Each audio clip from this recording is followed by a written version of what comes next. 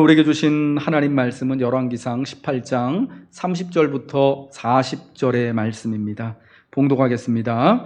엘리야가 모든 백성을 향하여 이르되 내게로 가까이 오라. 백성이 다 그에게 가까이 가매 그가 무너진 여호와의 제단을 수축하되 야곱의 아들들의 지파의 수요를 따라 엘리야가 돌 12개를 취하니 이 야곱은 옛적에 여호와의 말씀이 임하여 이르시기를 내 이름을 이스라엘이라 하리라 하신 자더라. 그가 여호와의 이름을 의지하여 그 돌로 제단을 쌓고 그 제단을 돌아가며 곡식 종자 2세알을 둘 만한 도랑을 만들고 또 나무를 버리고 송아지의 각을 떠서 나무 위에 놓고 이르되 통넷에 물을 채워다가 번제물과 나무 위에 부으라 하고 또 이르되 다시 그리하라 하여 다시 그리하니 또 이르되 세 번째로 그리하라 하여 세 번째로 그리하니 물이 제단으로 두루 흐르고 도랑에도 물이 가득 찼더라. 저녁 소재 드릴 때에 이르러 선지자 엘리야가 나아가서 말하되 아브라함과 이삭과 이스라엘의 하나님 여호와여, 주께서 이스라엘 중에서 하나님이신 것과 내가 주의 종인 것과 내가 주의 말씀대로 이 모든 일을 행하는 것을 오늘 알게 하옵소서. 여호와여, 내게 응답하옵소서. 내게 응답하옵소서. 이 백성에게 주 여호와는 하나님이신 것과 주는 그들의 마음을 되돌이키심을 알게 하옵소서 하매 이에 여호와의 불이 내려서 번제물과 나무와 돌과 흙을 태우고 또 도랑에 물을 핥은지라. 모든 백성이 보고 엎드려 말하되 여호와 그는 하나님이시로다. 여호와 그는 하나님이시로다 하니 엘리야가 그들에게 이르되 바알의 선지자들을 잡되 그들 중 하나도 도망하지 못하게 하라 하매 곧 잡은지라. 엘리야가 그들을 기손 시내로 데려다가 거기서 죽이니라. 아멘.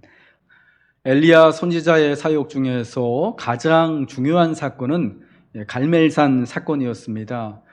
바알의 선지자 450명과 엘리야, 여호와 선지자 엘리야 한 사람이 함께 누가 진짜 하나님이신지에 대한 대결을 벌이는 그 사건이었습니다. 이 갈멜산 사건에서요, 그러나 엘리야는요, 사실은 두 가지 시험을 보고 있는 것입니다. 첫 번째는 뭐냐? 바로 이 바알 선지자, 바알을 숭배하는 선지자 450명과 그리고 여호와를만을 예배하는 엘리야가 함께 싸워서 과연 바알이 하나님인지 여호와가 하나님인지를 대결하는 것이고요. 두 번째 시험, 두 번째 대결은 뭐냐? 이 갈멜산에 엘리야와 바알 선지자들만이 모인 것이 아니라요, 이 바알 선지자와 엘리야의 대결을 보기 위하여서 이스라엘 곳곳에서 많은 백성들이 갈멜산에 함께 그 자리에 모이게 된 것입니다. 마치 오늘날로 치면은 굉장히 중요한 스포츠 이벤트, 스포츠 대회, 월드컵이나 올림픽 같은 그 굉장히 중요한 대회에 관중들이 구름같이 모여들어서 과연 누가 이기는지, 내가 응원하는 편이 이기는지를 확인하는 이런 그런 자리와 같았다라는 것이죠. 그래서 엘리야는요, 갈멜산에서 바알의 선지자들만을 대면하고 있는 것이 아니라 지금 하나님과 그리고 바알 사이에서 중간에 서서 머뭇머뭇하고 주저주저하고 여기로 가야 되나 저기로 가야 되나. 하지만 실상은 사실은 바알 편에 살짝 더 치우쳐져 있는, 아직은 이스라엘의 하나님 여호와를 하나님으로 고백하지 못하고 예배하지 못하고 있는 그 백성들에게 진짜 하나님이 응답하시는 하나님이시구나, 여호와께서 우리의 하나님이시구나 라는 것을 깨닫게 해주고 선포해야 하는 것이 엘리야가 대면한 두 번째 시험, 두 번째 아주 중요한 일이었다라는 것입니다. 갈멜산에서 여호와 하나님과 바알 우상 사이를 머뭇머뭇하고 있던 이스라엘 백성들에게 선지자는 이렇게 말합니다. 너희가 어느 때까지 둘 사이에서 머뭇머뭇하려느냐? 여호와가 만일 하나님이면 그를 따르고 바알이 만일 하나님이면 그를 따를지니라. 이에 백성들은 한마디도 대답하지 않았다고 성경은 말씀하고 있습니다. 아직 정하지 않은 거예요. 구경하기 위해서 좋은 이 구경거리가, 대단한 구경거리가 났기 때문에 갈멜산에 모여들었지만 엘리야 편에 서지 않습니다. 하나님 편에 서는 게 아니에요. 아직은 진짜 하나님이신지, 엘리야가 말하는 여호와가 진짜 하나님인지, 아니면 저 바알이 진짜 하나님인지 아직은 몰라요. 아직은 확신이 없어요. 그래서 중간에서 아무런 대답도 하지 않고 머뭇머뭇 주저주저 하고 있습니다. 바알 선지자들을 향해서도 말합니다. 너희는 너희 신의 이름을 부르라. 나는 여호와의 이름을 부르리니 이에 불로 응답하는 신 그가 하나님이라. 바알이 하나님일 것인가 여호와가 하나님일 것인가, 우리가 함께 하나님 앞에 우리가 섬기는 하나님 앞에 기도할 때 불로써 응답하시는 그분, 그가 하나님일 거다라고 대결을 제안하는 것입니다. 이때 갈멜산에서의 이 대결은요 1대 450의 기도 대결이었습니다. 여호와를 하나님으로 섬기는 사람은 엘리야 혼자였고요, 바알의 선지자들은 450명이었습니다. 1대 450의 대결이었습니다. 그러나 이 대결에서 숫자는 중요하지가 않았습니다. 엘리야 선지자와 바알 선지자들 사이에서, 그러니까 여호와와 바알 사이에서 백성들이 머뭇머뭇거렸던 이유 중 가장 큰 이유는 450명이나 되는 바알 선지자들이 모여 있었기 때문이에요. 이에 반해서 여호와의 선지자는 엘리야 한 사람밖에 없었죠. 물론 그때에 여호와를 섬기는 사람들이 선지자가 엘리야 하나만은 아닙니다. 우리가 아합의 왕궁을 맡았던 오바댜 이야기를 지난주에 봤지만 오베다가 100명을 숨겼잖아요. 죽는 데서. 그러나 그들은 이렇게 엘리야처럼 자유롭게 갈멜산으로 올 수가 없습니다. 어쨌거나 지금은 바알의 선지자들은 450명이나 있고 여호와를 섬기는 선지자는 엘리야 딱 한 사람입니다. 아합의 시기가 그런 시기였던 거죠. 홀로 갈멜산에 있는 엘리야가요, 이 백성들, 관중들이 볼 때는요 못 믿어 보이는 거예요. 450명이나 많이 모이는 그 바알 선지자들에게 더 힘이 있는 것 같고 권세가 있는 것 같은 모습입니다. 숫자에 대한 인간의 통념은 참 무섭습니다.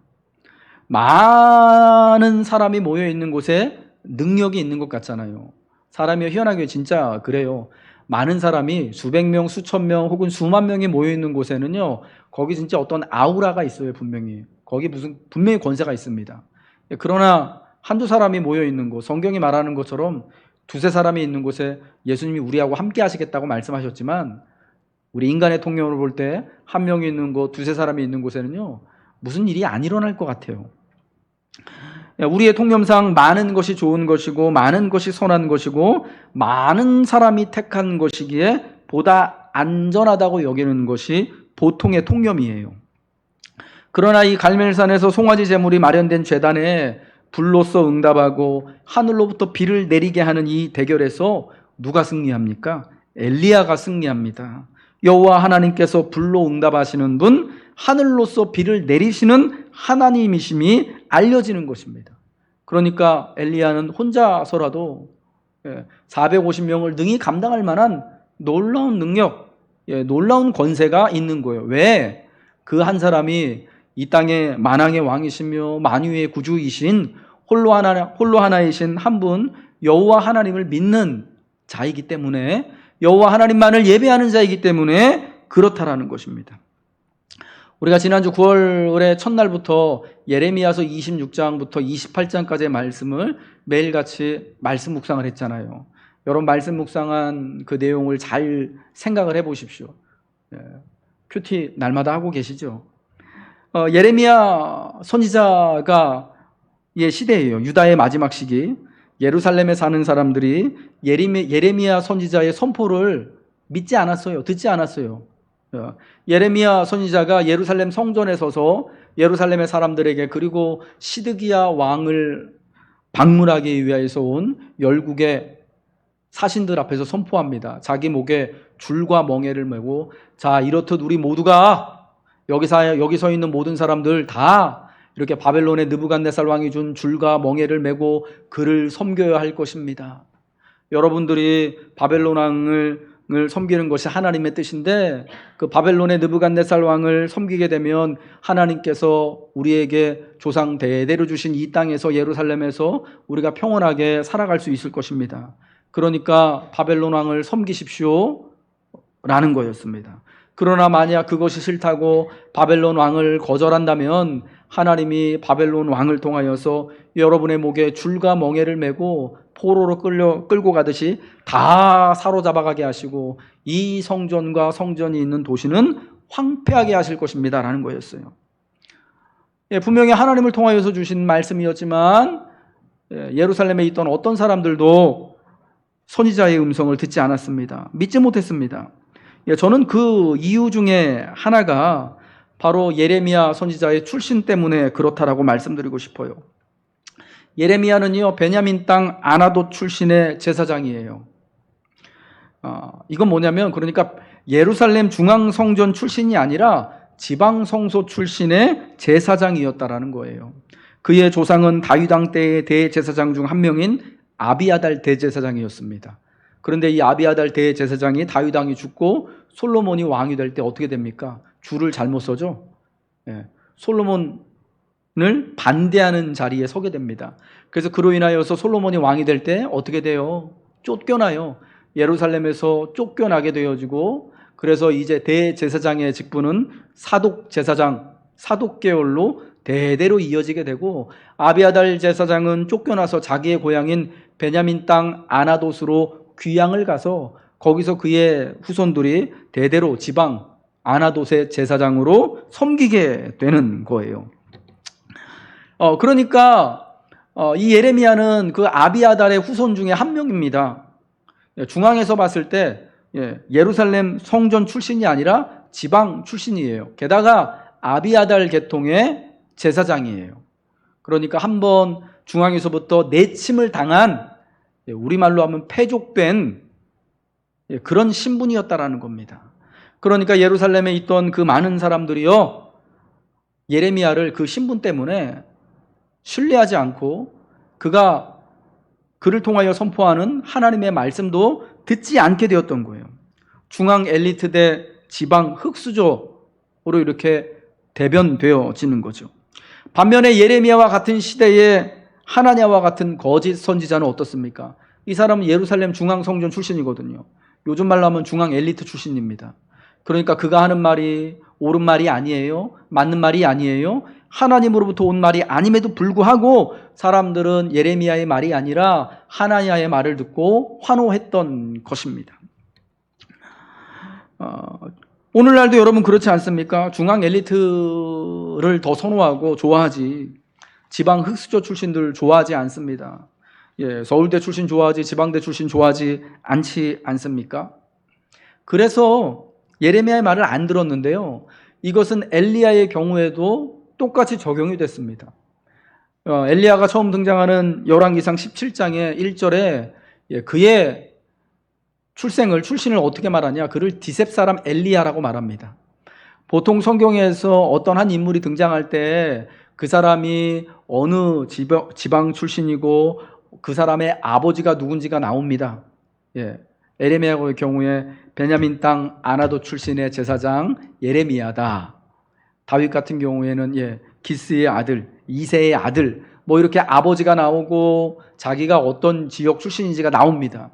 그런데 엘리야 같은 경우에는요, 그런 게 없어요. 그냥 디셉 사람이에요. 아버지가 누군지 그의 고향이 누군지 알려지지 않았습니다. 더군다나 여러분, 디셉이라는 것, 디셉 사람이라고 그를 소개하는데, 여러분, 디셉이라는 것은 지명 이름이 아니에요. 지방 이름이 아니에요. 그 당시 이스라엘에 그런 지명 이름이 없었고요. 고대 근동 자체를 다 넓게 보고서라도 디셉이라는 지명은 없었답니다. 그럼 이 디셉이라는 건 어떤 뜻이냐? 외국인, 이방인이란 뜻이래요.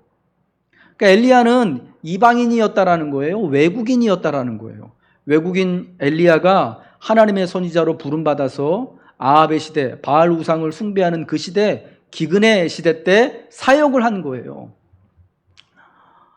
그러니까 이 갈멜산에 모여든 사람들이요, 아합의 시대 때 이스라엘 사람들이 엘리야의 말을 듣지 않은 거죠. 이 사람 우리와 같은 동족도 아니고, 이 사람 출신을, 아버지가 누군지 고향이 누군지 알 수 없고, 누구한테 배웠는지도 알 수 없고, 더군다나 외국인이에요.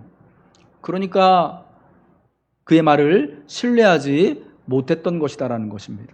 근데 여러분, 우리가 거꾸로 바꿔서 생각한다면은 엘리야가 디셉 사람, 이방인, 외국인이라면 여러분 그때 왜 하나님이 하필이면 외국인이었던 엘리야, 집안이 어딘지도 불분명한 이 엘리야를 들어다가 하나님께서 사용하실까? 아합의 시대에는요, 참 안타깝지만 하나님을 신되게 섬기는 경배하는 사람이 없었다라는 것을 강조하는 거예요, 우리에게.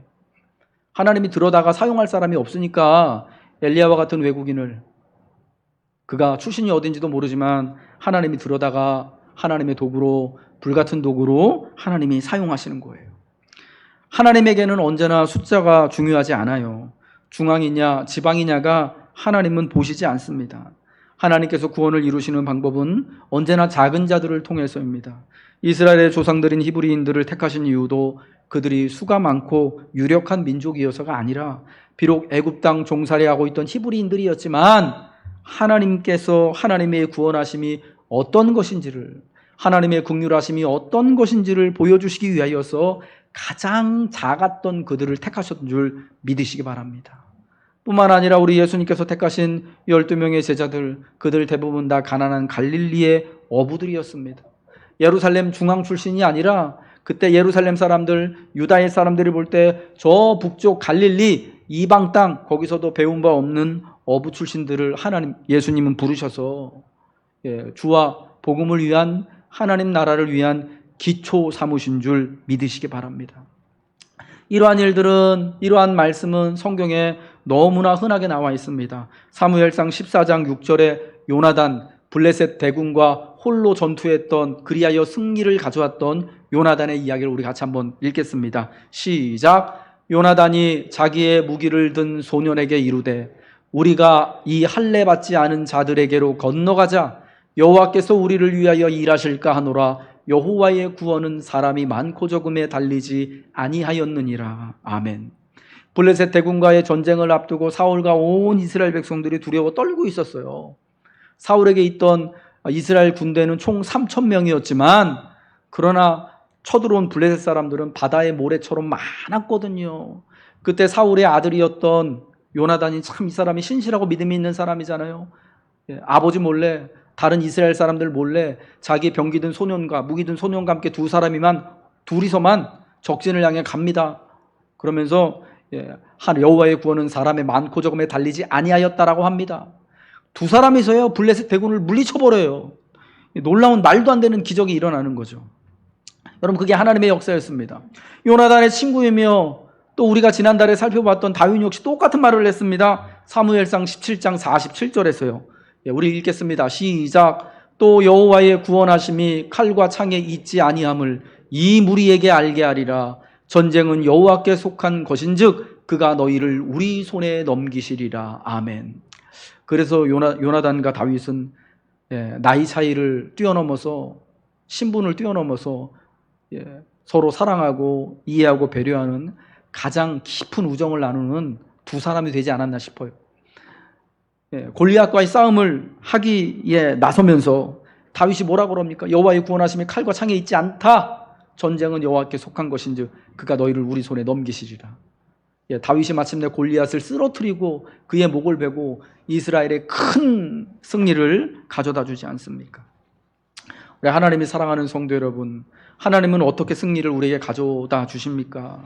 우리의 수가 많기 때문에, 우리가 세상에서 유력하기 때문에, 우리가 지혜가 많기 때문이 아닙니다. 다만 우리가 홀로 있을 때라도, 다만 우리가 엘리야와 같이 한 사람일지라도 하나님을 의지할 때 하나님이 우리에게 이김을 주시고 하나님의 영광이 나타나는 줄 믿으시기 바랍니다. 이 갈멜산에 두 제단이 세워집니다. 하나는 여호와를 위한 제단이고요, 또 하나는 바알을 위한 제단입니다. 이 제단을 통하여서 예배와 기도가 드려지죠. 이를 통해서 우리는요 여호와 하나님 예배의 특징을 살펴보게 됩니다. 그 첫 번째는 뭐냐? 우리 하나님을 향한 예배는요 열광주의, 영적 황홀경을 배척한다라는 거예요. 이 바알의 숭배자들, 바알 선지자 450명에게 대결을 제안한 엘리야잖아요. 이제 당신들도 바알을 위하여 제단을 쌓고 그 제단 위에다가 송아지를 잡아서 각을 떠서 놔라. 그리고 기도해라. 하늘로부터 불이 내려서 응답하는 신, 그가 바로 하나님이다. 너희가 수가 많으니까 너희가 먼저 한번 기도해봐라 합니다. 바알의 제단이 세워집니다. 바알 숭배자 450명 선지자들이요, 그 위에 송아지를 각을 떠서 올려놓고 기도합니다. 어떻게 기도합니까? 예. 아침부터 낮까지 바알의 이름을 막 부릅니다. 바알이여 응답하소서, 바알이여 응답하소서. 근데 아무런 응답이 안 되니까 이제 정오가 돼서 어떻게 합니까? 재단 주위에서 그들이 만들어 놓은 바알 재단에서 막 450명이 뛰놀기 시작합니다. 여러분, 450명이 뛰노는 그 모습을 보면서 곧 뭔가가 일어날 것 같잖아요. 야, 진짜 뭔가 응답이 올 것 같다. 하늘에서 진짜 불이라도 내릴 것 같은 막 450명의 팀이 얼마나 대단했겠습니까? 그런데 아무런 일도 일어나지 않으니까 이제 정오가 지나고 나서 엘리야가 막 그들을 조롱하지 않습니까? 이 바알이 지금 잠깐 묵상하고 있냐, 아니면 길을 나섰냐. 그러니까 큰 소리로 그들의 규례를 따라서 그들의 법이에요. 예배하는 법. 규례를 따라서 피가 흐르기까지 칼과 창으로 몸을 막 상하게 하기를 저녁 늦게까지 해요. 저녁 소재 드릴 때까지. 미친 듯이 떠들며 기도합니다. 그런데 아무런 응답이 내리지 않는 것입니다. 여러분, 이 지금 선지자들은요, 굉장한 열광주의, 영적으로 황홀경 상태, 엑스타시라고 그러죠. 그 상황에 들어갔어요. 내가 지금 몸 안에 있는 건지 몸 밖에 있는 것인지. 예, 자기의 자아가 완전히 초자아적인, 초일상적인 상태에 들어갔습니다. 예, 그렇게 예배하는데도 불구하고 응답이 없어요. 여러분, 이렇듯 열광주의, 영적 황홀경적인 예배는요, 바알 숭배와 같은 우상 종교의 특징이다라는 거예요. 여호수아 시대 이후에 가나안에 정착한 이스라엘 백성들이 가나안 토착 종교, 바알과 아세라와 같은 그리고 여러 가지 가나안 토착 종교에 빠지들게 된 원인이 뭐냐? 그들 가나안 토착민들이 섬기는 우상들은요, 그 우상의 예배들은 대단히 신비스러워 보이는 거예요. 그리고 재미있어서 거기 빠지게 된 거예요. 와, 막 여러 사람이 뛰놀고 노래하고 막 칼로 이렇게 막 배 긋고 막 피나고 그리고 막 심지어는 자기 아들을 바쳐서 태워서 제사까지 하고. 여러분, 이게 되게 잔혹해 보이잖아요. 그러면서 그게 상관없는 사람들 입장에서 보면요, 뭐 대단한 일이 일어날 것 같은 이제 그런 상황이 되는 거예요. 이해하시죠? 그러니까 저게 되게 뭔가 있어 보이는 거예요. 게다가 그런 예배 가면 꼭 마지막에 뭐 하냐면요, 우상 숭배의 예배는요, 재미가 있어요. 여호와 예배보다. 뭐냐면 종교 행사에서 그들의 우상 예배에서는요, 항상 술 취함이 있어요. 미친 듯이 퍼마셔요. 그리고 꼭 마지막에 가서는 무슨 행사를 하냐면은 행음을 해요. 간음을. 예, 당시 우상의 제단 신전에는요, 다 신전 여사제들이 있었는데, 이 여사제들이 뭐 하는 사람들이냐면 사실은 창녀들이에요. 신전 창기들이에요. 그러니까 그 예배의 마지막 순간에는요, 늘 예배에 참석한 남자들과 더불어서 동침하는 일들이 마지막 예배의 순서였다라는 거예요. 그래서 이런 우상 숭배 예배는요, 여자들은 참석 못하고 남자들만 참석을 했어요. 그러니까 여러분, 남자들 입장에서는 이 종교가 얼마나 재밌고 좋습니까? 신비스럽고 신나고, 가서 마음껏 고기도 먹고 술도 퍼먹고, 마지막에 가서는 또 육체적인 쾌락도 누리고. 그러니까 거기에 빠져들게 된 거예요. 반면에 여호와 신앙, 여호와 하나님을 예배하는 이 예배의 모습은요, 이런 우상 종교에 비하면 되게 밋밋해요. 단순해요. 하나님께 예배하려면은 재물 가져가서 그 정결하게 준비된 재물 가져가면 그 다음부터는 제사장이 알아서 다 하잖아요. 예배에 참여하는 사람이 하는 게 그 다음에 없어요. 그냥 기도하면서 가만히 기다리는 것밖에 없습니다. 더군다나 예배드리면서 찬양하는 것도 훗날 다윗왕 때에 가서야 찬양대가 조직되고 찬양이라는 것이 일어났지, 그 이전에는 예배하면서 제사 드리면서 찬양하는 것도 없었습니다. 그러니까 이게 참 뭔가 내가 하나님 앞에 제사하고 예배드리면서 진짜 뭐 저 불이라도 내려와야지, 뭔가 좀 눈에라도 보이는 뭔가가 있어야지 좀 예배하는 맛이 날 텐데, 죄송합니다. 그런 게 하나도 없으니까 이거보다는 저 예배가 훨씬 더 재밌는 것 같다. 저게 훨씬 더 신비스러워 보이고 재미도 좋다. 그리고 다 빨려가게 된 것입니다. 그러나 여러분, 이제 엘리야 차례가 되어서 그 저녁 늦은 시간에 엘리야가 하나님 앞에 예배하며 기도하는 모습을 보십시오. 오늘 본문 36절부터 38절 말씀입니다. 우리 같이 한번 읽겠습니다. 시작. 저녁 소재 드릴 때에 이르러 선지자 엘리야가 나아가서 말하되 아브라함과 이삭과 이스라엘의 하나님 여호와여, 주께서 이스라엘 중에서 하나님이신 것과 내가 주의 종인 것과 내가 주의 말씀대로 이 모든 일을 행하는 것을 오늘 알게 하옵소서. 여호와여, 내게 응답하옵소서. 내게 응답하옵소서. 이 백성에게 주 여호와는 하나님이신 것과 주는 그들의 마음을 되돌이키심을 알게 하옵소서 하며, 이에 여호와의 불이 내려서 번제물과 나무와 돌과 흙을 태우고 또 도랑에 물을 핥은지라. 아멘. 엘리야가 그 차례가 되어서 하나님 앞에 예배하고 제단에 송아지 제물을 드리고 예배하고 간구할 때 마침내 불로서 응답이 내려옵니다. 그래서 번제물과 번제에 쓰인 제단과 나무와 도랑까지, 도랑에 채워진 물까지 다 그 불이 핥는 거예요. 하나님의 응답이 내렸습니다. 어떻게 할 때요? 엘리야가 하나님 앞에 예배하고 간구할 때 이 바알 숭배 선지자들을, 바알을 숭배하는 선지자들처럼 이렇게 막 열심을 냈습니까? 막 신비한 황홀경 상태에 빠져들었나요? 그러지 않아요.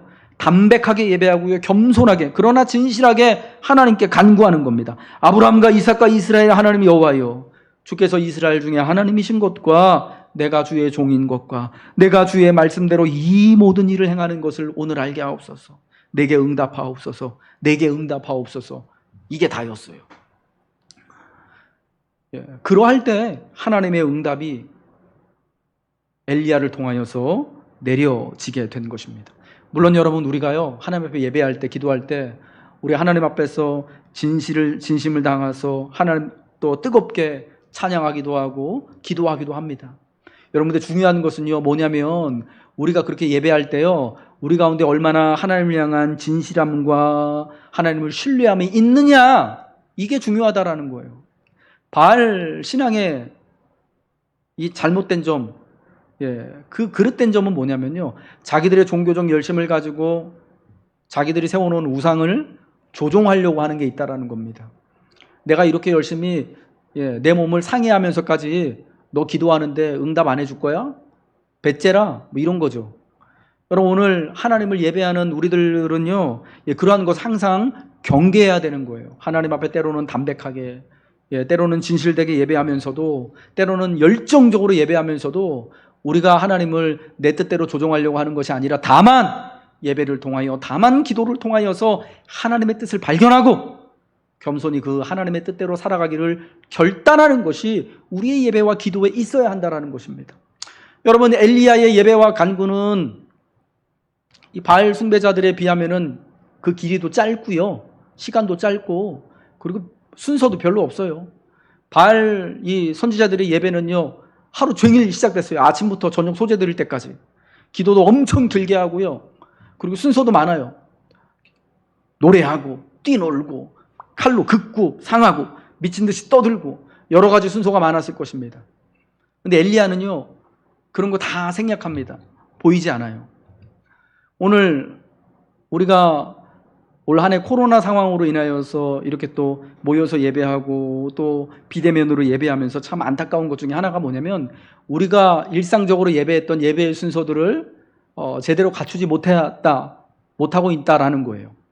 마음껏 찬양하기도 힘들고, 함께 이렇게 손을 잡고 기도하기도 어렵고, 예배 끝나고 나서 교제도 힘들고, 식사도 못하고, 더군다나 성찬, 예배 시에 있어야 되는 주님이 제정하신 주의 성찬을 우리가 올해는 한 번도 나누지를 못했어요. 여러분, 그래서 우리는 이러한 것들이 빨리 회복되기를 하나님 앞에 기도해야 됩니다.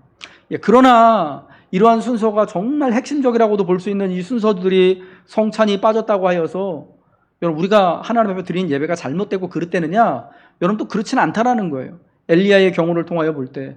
그러나 다만 우리의 이 형편과 상황에 맞춰서 하나님, 나만 홀로 남아서 이렇게 하나님 앞에 저 백성들을 위하여서, 하나님의 구원을 위하여서 간구하는데 하나님이 응답해 주세요, 하나님이 영광을 받아주세요라고, 비록 순서는 다 갖춰지지 않았더라도, 비록 혼자의 예배더라도 우리가 진실되게 하나님을 예배하고 하나님께 간구한다면 하나님은 마치 하늘로부터 불로서 응답하시는 거예요. 장대비와 같은 비로소 우리에게 응답하시는 줄 믿으시기 바랍니다. 마지막으로 무너진 여호와의 제단을 수축할 때 하나님이 역사하시는 거예요.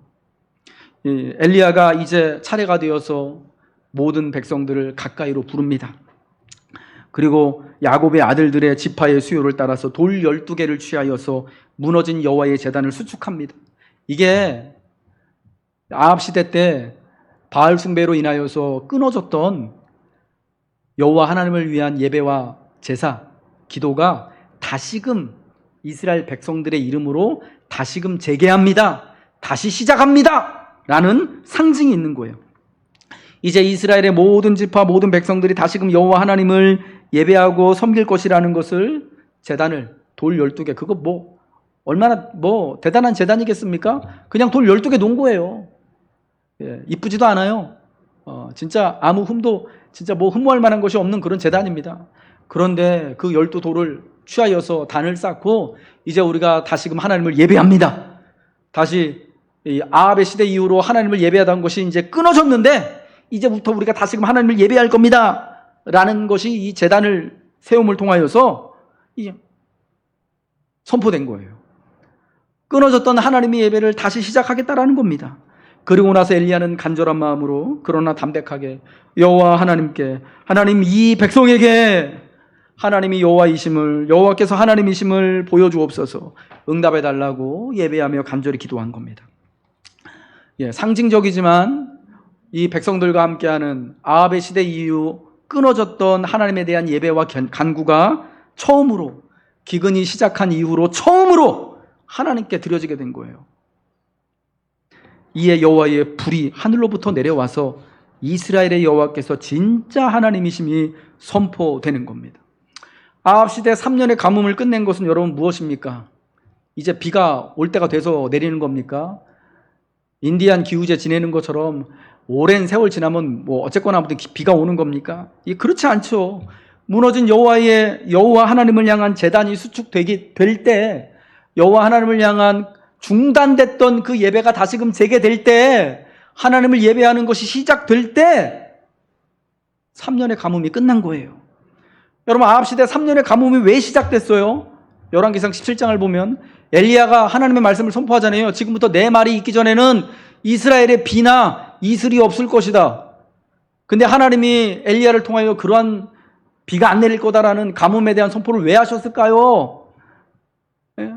저는요, 이 본문을 보면서 이게 곰곰이 되짚어보고 생각해 보니까요, 아합의 시대 때 바알 숭배하느라고요, 왕도 그렇고 백성들도 그렇고 하나님을 향해서 제단 안 쌓은 거예요. 예배 안 드린 거예요. 바알 시대 때는요. 아합 시대 때는요. 예배가 끊긴 거예요. 그때는. 예배가 끊기니까 하나님이 엘리야를 통하여서 가뭄을 명하신 거예요. 그리고 그 끊겼던 예배가 다시금 엘리야를 통하여 갈멜산에서 제단이 수축되어지고 예배가 재개될 때, 다시금 그 예배에서 하나님께 진실이 간구할 때 하나님이 비로소 응답하신 거예요. 불로써 응답하신 것입니다. 우리 사랑하는 성도 여러분들, 하나님은 오늘도 우리에게 하늘의 불로써 하늘로부터 내리는 비로 바람처럼 불처럼 응답하실 것입니다. 여러분은 이러한 하나님을 기억해야 합니다. 의지해야 합니다. 그리고 이 하나님을 향한 예배와 진실한 간구를 여러분 포기하지 마세요. 포기하면 안 되는 거예요. 예배를 포기하게 될 때 여러분 그때 진짜 끝나는 겁니다. 하나님께 기도를 포기하게 될 때 우린 스스로 모든 희망의 끈을 다 놓게 되는 거예요. 여러분, 이때 우리는 진실된 예배를 하나님께 드릴 수 있도록 더욱 힘을 써야 되는 거예요. 이제 거리두기가 하는 세월이고 코로나이기 때문에 이제 지금은 좀 관둬야지. 여러분, 그러면 안 된다는 거죠.